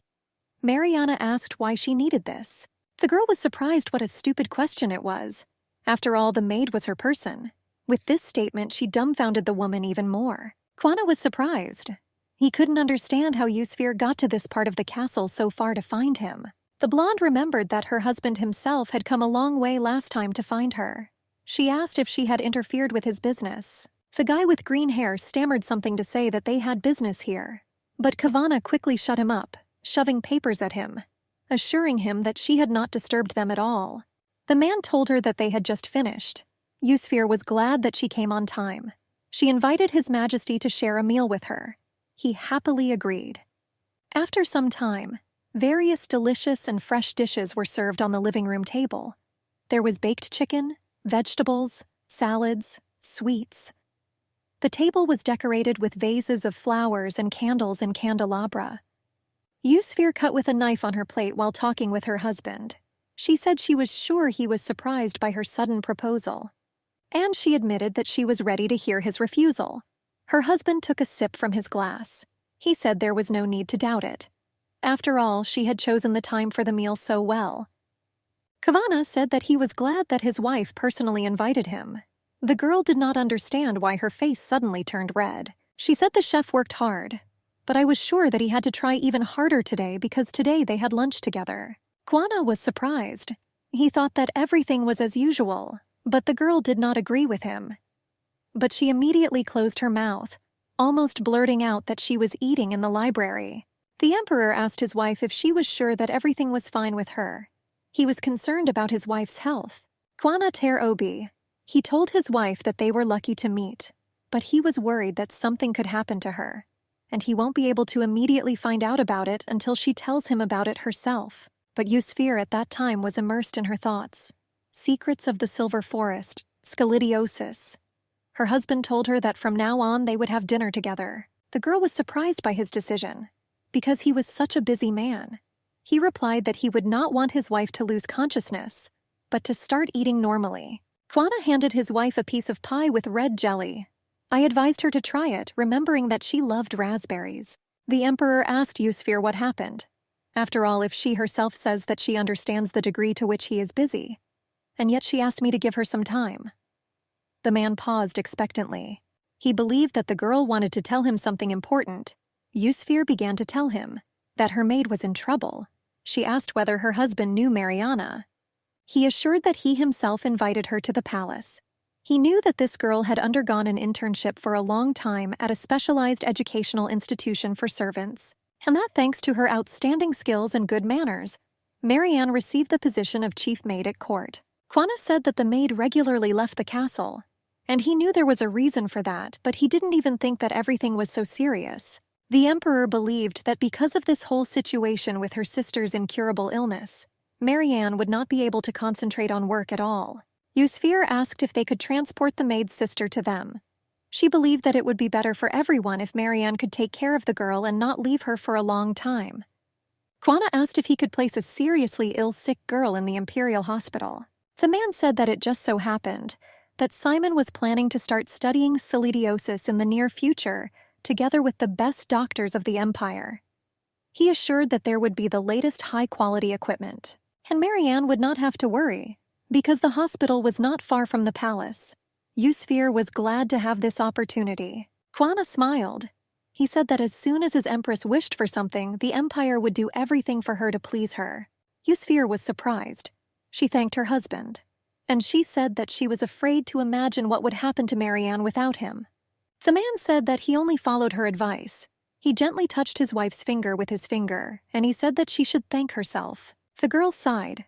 She told her husband that his consent and support helped a lot. Therefore, she believed that they both deserve gratitude. The emperor was pleased with himself and agreed with her. And the girl thought why then she was the only one who felt somehow awkward. She thought that she needed to quickly finish eating and leave. Kavana called out to his wife. He said there was something on her face. The girl asked where exactly. Then he carefully wiped the stuck piece of pie from her cheek. She thanked him meekly, embarrassed. The emperor leaned towards his wife and began to say something tenderly to her. But they were interrupted by a servant bursting into the room. He called out to His Majesty from the threshold. Approaching, he asked Kvanak to urgently check one document. But only then did he notice the embarrassment and color on the girl's face and the dissatisfied appearance of the gentleman. Then he timidly apologized for the untimeliness. Yusfir was still recovering from the rush of blood to her face. The emperor asked Oslin what kind of documents he had. And our heroine thought that if it wasn't just her imagination, Kvanna definitely wanted to kiss her. The assistant was already in a hurry to leave, saying that he was glad to see you. The emperor said goodbye to him and saw him soon. And Yusfir grabbed her head and asked herself what she should do. She admitted to herself that she had been having such strange feelings around Kvanna lately. Mariana couldn't believe her ears and asked Yusfir again whether what she told her was true. She was glad that her sister would be admitted to the imperial hospital. The empress confirmed this with a smile. She assured that she had already discussed this matter with His Majesty, and soon a place will be prepared for the maid's sister. Then Marianne will be able to transport her to the palace. The maid knew that only officials and members of the ruling dynasty had the right to be patients in the imperial hospital, and that someone like her couldn't even take a step on the threshold. Yusfir asked what was the matter. The maid said that she was a commoner, and she was only lucky enough to get this job by the grace of the emperor. Marianne was sure that if they were in another country, she would not even dare to look up at the empress's hem. Yusfir assured that in the Radon Empire, people are judged by their skills and not by rank. She took the maid's hands, and she said that all this time, she was doing her job better than anyone else. Therefore, she asked not to say that she did not deserve such treatment towards herself and her sister. Yusfir insisted that she could not become a good empress if she did not take care of those who were dear to her. The maid was trying to tell the empress something, but she didn't let her say it, assuring her that she didn't want to neglect her. Therefore, she hoped that Marianne would accept her help. The woman was crying. She remembered her seriously ill sister, and she reproached herself that she could harm such a good person as the empress by agreeing to that deal with the baron. She fell to her knees and began to ask Her Majesty for forgiveness. Marianne admitted that one person was secretly contacting her, and that he promised to help get the medicine if she agreed to give him all the information about the Empress. She believed that she deserved to be punished for hesitating. Yusfir understood the whole situation, and that her sister's life depended on Mariana's decision and the medicine that she was promised. And she assured that she was delighted that she did not immediately agree to that proposal. The head maid wanted to object. Yusfir asked her to calm down, assuring her that everything was in order, and asked her to tell her who made such an offer to her. Marianne wiped tears from her face. She said that the person who contacted her was a well-known civil servant, Baron Edwin. Yusfir admitted that this is the first time she has heard this name, and she couldn't understand why he needed detailed information about her. The maid said she wasn't sure, but she believed that Baron Edwin was a rather slippery and cunning person. He once showed great disrespect for the former emperor, and has since lived in hiding, fearing retribution. At the right time, the Baron supported the revolution only to change his position. Currently he holds the post of civil servant. Yusfir realized that he did not agree with the idea of a new emperor, and he joined him only for his own safety and benefit. Marianne confirmed the correctness of her mistress's guesses. She reported that Baron Baynard, who made the greatest contribution to the advancement of the revolution, refused to assign any title to him. And other aristocrats who participated in the revolution, including Baron Edwin, were not entitled to new titles. His Majesty granted him a large estate as a reward. But soon, through the fault of Baron Edwin himself, everything there fell into decay, and now he was forced to work as a low-ranking official in the imperial palace. Yusfir thought about it. She understood that the main idea of the revolution was to eliminate the sense of privilege of the ruling class. And it was natural that those who towered above everyone would continue to resist. But she did not understand why the Baron needed to follow her, because she herself had never had power in the political arena. Marianne did not know the answer to her mistress's question, but she asked her to be careful. She remembered how he used "we" in that conversation, and she believed that at least one other person was clearly involved in that case. Yusfir asked to tell her where the estate was located, which the Baron received as a reward. The woman said it was somewhere near the northeastern border of the empire. There was territory of another people nearby, and just to the north there was an area controlled by Achaea. It dawned on Yusfir. It turned out that Baron Edwin lived near her homeland of Achaea. She assumed that the person who collaborated with that man was her older brother. The girl looked at the communication artifact that was now lying on the table. He was surrounded by a cold but quite bright glow. Yusfir was amazed that she did not immediately realize that there was one person who wanted to control her every step. Dagvid still didn't trust the girl and tried to keep an eye on her with the help of other people, which scared her a little. Mariana, noticeably nervous, turned to the girl. She asks her consent to contact Mr. Edwin. The servants knew that the Empress would be against this. She explained that it was impossible to blame him now, so that the real traitors would not hide, and there would be an opportunity to find out who was behind this crime. The woman noticed that it was dangerous for the Empress to speak now. Therefore, I was ready to take on the role of a double agent. At Yusfir's surprised look, the maid told her what to pretend, that he will accept the Baron's offer and will gain his trust and try to find out as much as possible. Yusfir was touched by this act. She warned the woman that she might get hurt. To that warning, the woman replied that everything would be fine. Be that as it may, the Empress helped save her sister, and now Marianne was ready to devote her life to serving the Empress. Bowing at the girl's feet, the maid begged to give her a chance. After talking with the maid, the girl followed into the imperial garden. She touched the soft pink petal, wanting it to share more memories. Someone's footsteps were heard in the garden, but the girl didn't pay any attention to that. Turning around, she saw Kvanak. The man wondered what his wife was thinking about. In response, the Empress noted that wherever she went, there were very beautiful flowers. To change the topic of conversation, Yusfir pointed to a flower and explained that this species is very difficult to make bloom, and the gardeners did a great job. Kvana looked at the beauty of the flower. He thought that perhaps it was as his beloved said. The girl mentioned that she told Marianne to bring her sister to the palace and that the maid was very happy. She smiled and added that now the maids will take good care of the younger sister. The Empress remembered how tightly the maid squeezed her hand, and how she perked up and found a new meaning in life. This made the girl feel a little uneasy. After all, she felt it. Yusfir caught herself wondering if she deserved such an attitude towards herself. It seemed to her that she had done practically nothing. The girl apologized for sharing this. After all, she had so many thoughts in her head. It seemed to her that it would not be worthwhile to burden the emperor with this. Moonlight played on Kwana's hair. He was amazed that every day he walked along this road to his office, but had never noticed all the beauty of the flowers until that moment. He noted that he also never thought about how difficult it would be for his gardener, if not for the attentiveness of his husband. He noticed that the girl quite often drew attention to things that he had not even thought about. The same was the case with Marianne. After all, the emperor was a little cautious about her. He didn't even think about finding out what was going on with the maid. Kavana noted that noticing something like that and caring about those around him seemed like a very difficult task. The husband extended his hand, helping the girl up. He was very pleased to be convinced every day that his chosen one was a wonderful person. At the girl's confused look, the emperor said that he believed that she was the one capable of being responsible for his people. Kwana gently kissed the girl's hand.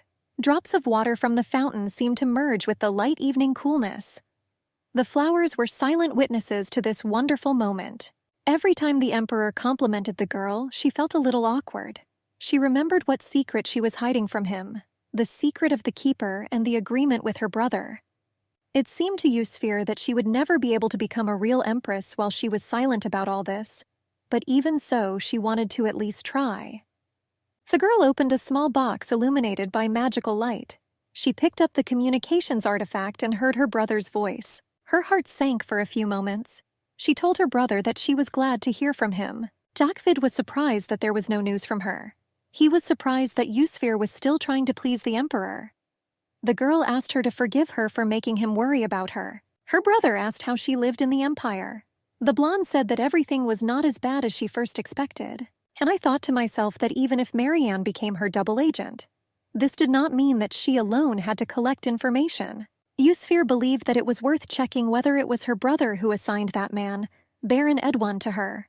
And she thought that she should have tried to please Dakvid. She voiced that the emperor was very suspicious. And she complained that she could not move freely. The brother was surprised at this. He was sure that Kvana cared about his new wife. The girl insisted that she did not understand what was going on. The brother asked if she really thought that he could send his dear sister to a foreign country all alone. He assured that he had long since taken care to introduce a devoted person into the upper strata of society.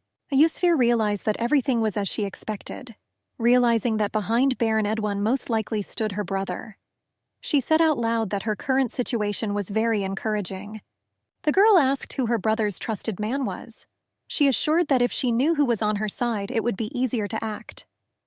The brother was not sure that this was necessary. He said that she should do what he told her. He was sure that if the girl began to interfere in politics without a good reason, then this could only add unnecessary problems to them. He advised me to just listen to my brother. David said that if she really wanted to help, then in principle she could. He reported that the empire was talking about the recent implementation of tax reform. And despite the radical plan of that reform, the conservative aristocracy does not have a negative attitude towards it. Dakvid asked to know what Kwana did to achieve such support. He assured that if they were going to destroy the empire, then there was no need to create discord between the emperor and the conservatives. Yusfir replied that they too were making their contribution to the revolution, and if you intervene without properly preparing for it, then Akia could not stand it.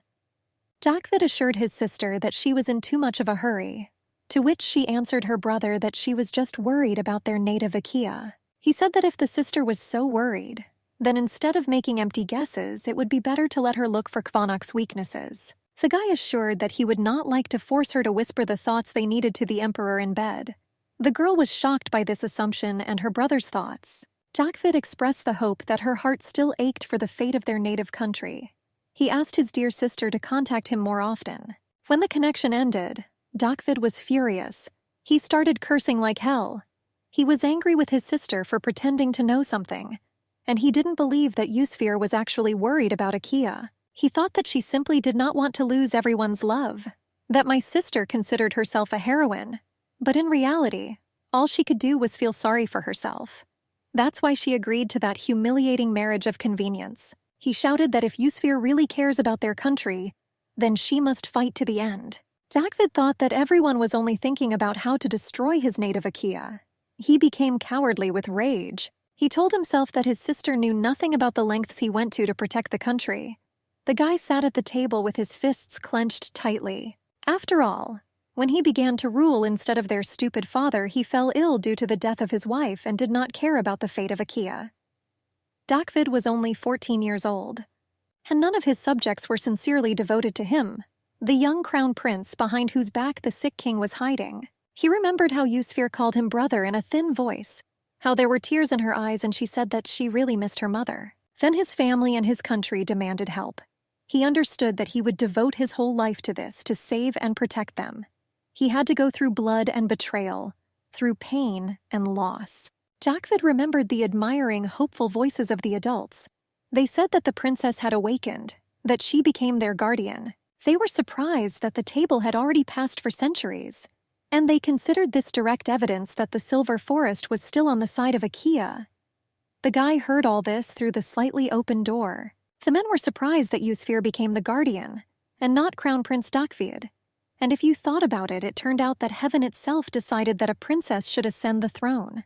The guy accidentally overheard all this and tried to understand it for himself. He remembered the slap in the face that his sister gave him for no apparent reason. True, she later asked him for forgiveness, making excuses that apparently magic had suddenly affected her body. She expressed the hope that her brother would come to her position. The guy smiled and assumed that it must be very difficult for his sister right now. But he understood to himself that she could betray him. Duckwill went to the window.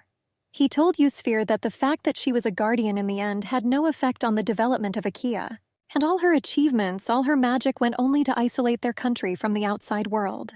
He thought that stupid people did not see this, and therefore they presented Yusfir as the true heir. David thought this was simply terrible. He touched the glass of the window with his fingers. The one who entered told His Highness that there was not much left. The hooded figure approached the prince at a brisk pace. He assured that soon the whole world would see how he would behead the vile emperor with his own hands, sprinkling the ground with his blood. And then the continent will be in his power. Dakvid agreed that there was not much left. He wanted Akia to prosper. But in order to do this, he believed it was necessary to make sacrifices, even those that might seem monstrous. He said that although he was not a guardian, he would still prove that he could become the ruler of the entire continent. The maids were ready to help the mistress. Marina clarified that she wanted to meet with people from Parliament. The maid was pouring golden tea into a porcelain cup. Yusfir admitted that she believed that she needed to know how the help to the empire came about. And she clarified with Mariana what she had told her before. According to her, it turned out that in total there were 20 people in Parliament. 10 came from the aristocracy, and the same number were commoners. And for the adoption of a new law, the support and consent of more than 13 people was required. Yusfir was surprised by the equal number of aristocrats and commoners in the emperor's legislative chamber. She realized that the struggle that would unfold when putting forward the law would be fierce.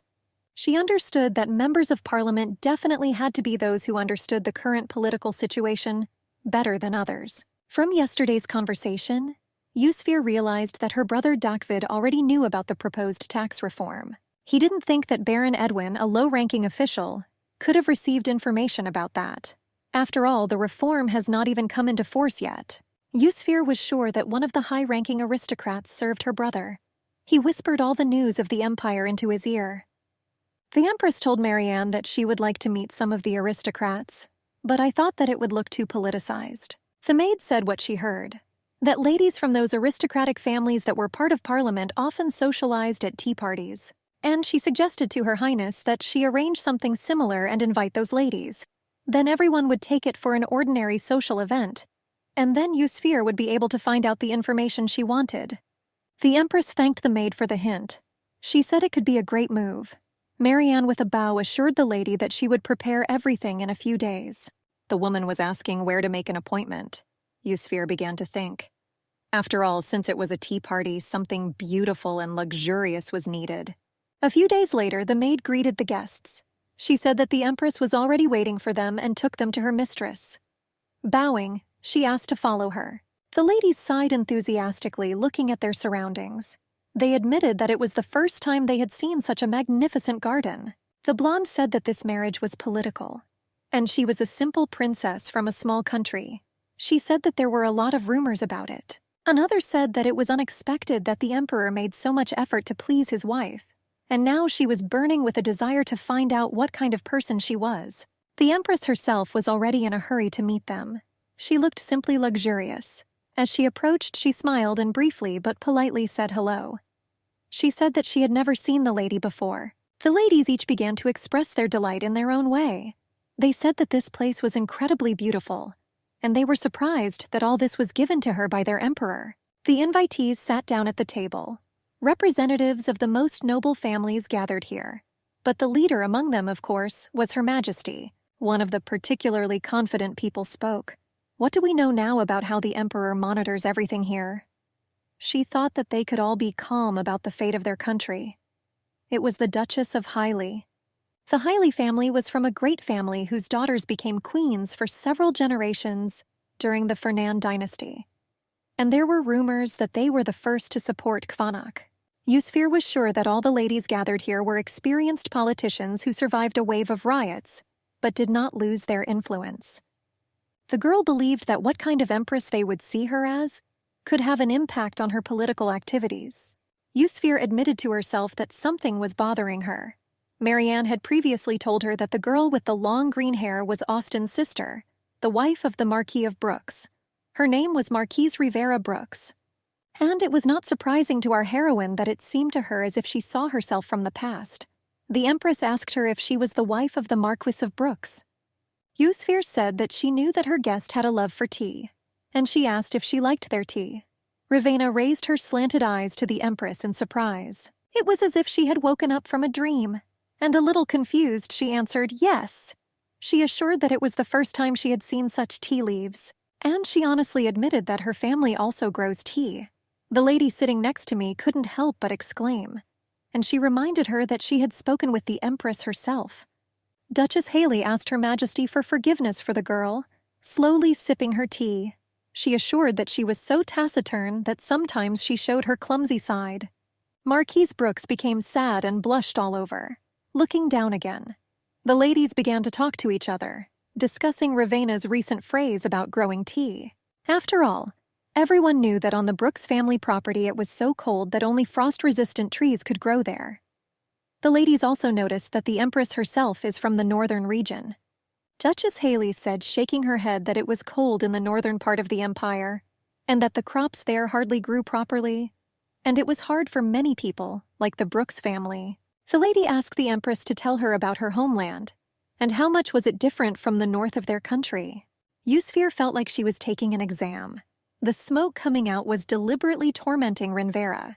After all, she was a lady who had not yet strengthened her family position, especially in front of the Empress, checking whose side she would be on.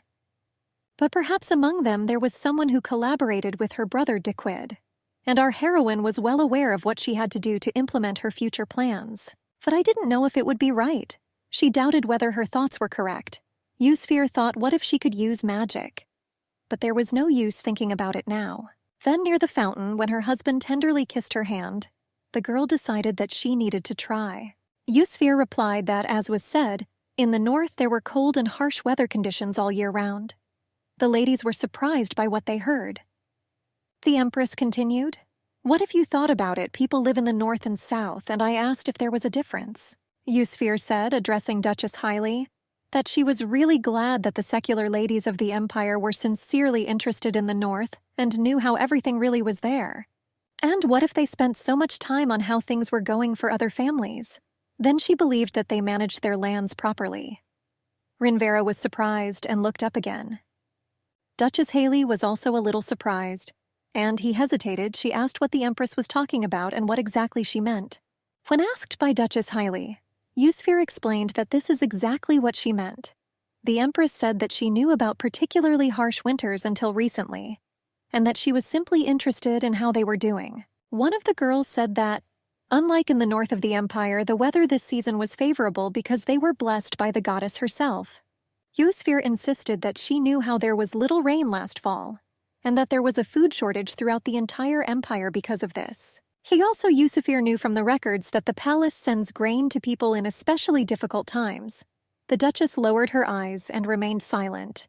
The Empress believed that regardless of the goddess's blessing, winters were still difficult times for the people. But she believed that severe hunger and cold came neither from the south nor from the north. The girl nobly noted that everyone should look after even the darkest and most remote lands. After all, the people of their empire lived there. Yusfir asked the ladies who were visiting her how last winter went in their lands.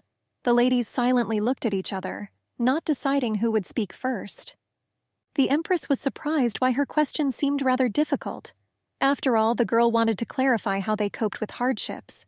She saw the hesitation in the Marquise's eyes and gave her the right to say a word. The girl admitted that during the winter season their lands literally become useless.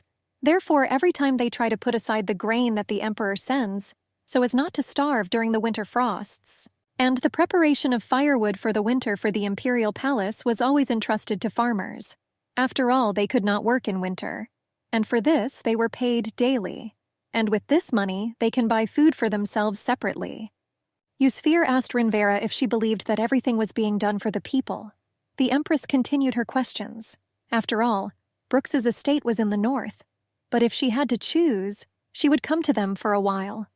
Duchess Hailey rather disliked Her Majesty's point of view. She asked what the Empress wanted to hear from them now. The rest of the ladies sat a little sad. Yusfir calmly replied that she just asked how last winter went and nothing more. She insisted that she had checked the Empire's annual budget before attending this meeting, and she said that she knew how records about that appeared last winter, that the families of Duchess Hailey and Duchess Goto acquired large quantities of iron ore from other countries and took it to their estates. Yusfir said that the family of Marquise Brooks purchased only clothes, and she persistently asked the other ladies what they did with the iron ore and for what purposes they could use it on their territory. Duchess Hailey was furious and asked the Empress if she thought they were planning a rebellion. Duchess Goto could not stand it and said that it was a misunderstanding. The Duchess tried to interrupt her, but Goto continued that they had simply heard that the ownership of the Misril mine, owned by the imperial family, would be sold at auction, and iron ore was needed only for the development of the mine. But as far as Yusfir knew, the aristocrats agreed to approve the reform only on the condition that Kavana would transfer ownership of the mine to the aristocracy. And that is the only reason why the conservative aristocracy behaved so quietly and calmly. Duchess Hailey was outraged by Yusfir's words, and she assured her that they had been investing enough in this empire since its very foundation. The lady said that she devoted her whole life to the country, and she assured that she could not hide her anxiety and concern, because in response she received only disdain. She asked permission to take her leave for the day from Her Majesty. At the same time, demonstratively, a whole week has passed since then. The sunset painted the clouds above the imperial palace scarlet. Our heroine sat back in the office chair. She was upset that none of those ladies had ever written to her, and she assumed that was why she felt so bad. Yusfir had already begun to reproach herself that maybe she should have pleased them then. They knocked on her door, apologizing for the disturbance and asking her permission to enter. It was Baron Baynard. The Empress asked him worriedly what had happened. The guy insisted that he had to give her something. Austin handed Her Highness an envelope and a linen bag. He said that his sister asked him to convey this to the Empress. The guy said that he had heard how Yusfir showed concern for the Marquise Rinvera Brooks and defended her by standing up for her in front of all those aristocratic ladies at the tea party. He said that when his sister was 10 years old, she came down with a fever, and after that began to stutter. That because of this, she hid from the whole world for many years.